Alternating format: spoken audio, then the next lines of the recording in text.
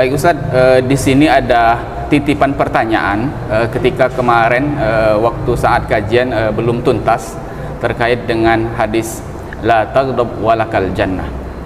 Bagaimana Ustaz caranya supaya kita ketika kita menemukan kedongkolan, jengkel dengan sesuatu, rasanya ingin marah, bagaimana Ustaz terapi marah itu supaya kita bisa minimalisir supaya tidak kelihatan bahwasanya kita ini marah, seperti itu Ustaz. Baik, dalam Al-Quran kita kenal dengan ayat wal qazimin al-ghaiz.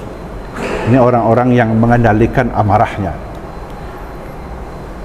Jadi kita perlu mencari upaya-upaya konkret sehingga mampu mengendalikan amarah itu.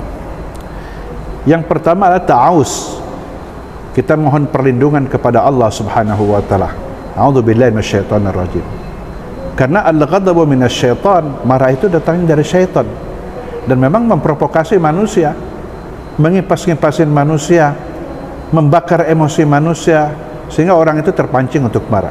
At-ta'awuz artinya berlindung kepada Allah Subhanahu wa taala. Yang kedua, diam. Ya, diam.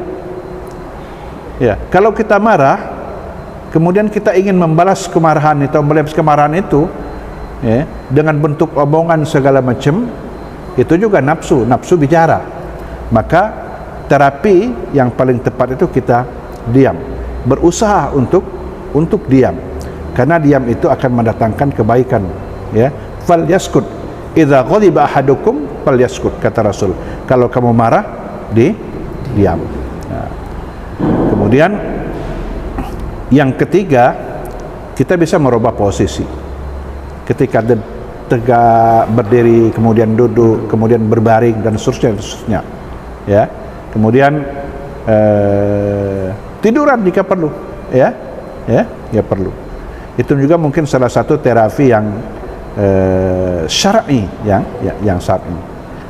Yang keempat adalah kita berwudu, karena wudu itu marah itu berasal dari jamroh, ya, api yang berkecamuk di dalam hati seseorang. Ini urusan emosi, dan api itu hanya bisa diredakan, dipadamkan dengan air. Dan sarana utama berwudu itu adalah air. Maka orang kalau sudah marah, kalau dia berwudu pasti terjadi perubahan. Apa maksud perubahan itu? Berubah tempat, ya, dari satu tempat ke tempat yang lain, mungkin tempat berwudu, ya, kemudian membasuh muka dan seterusnya. Yakinkan bahwa dengan terapi berwudu ini, seseorang akan merasakan khasiatnya, kegunaan, karena dengan berwudu itu akan meredakan tadi gejolak kemarahan yang berkecamuk dalam hati seseorang. Jika sesudah berwudu juga masih belum reda, maka lakukan yang terakhir, yaitu kita solat 2 rakaat menghadap Allah Subhanahu wa taala.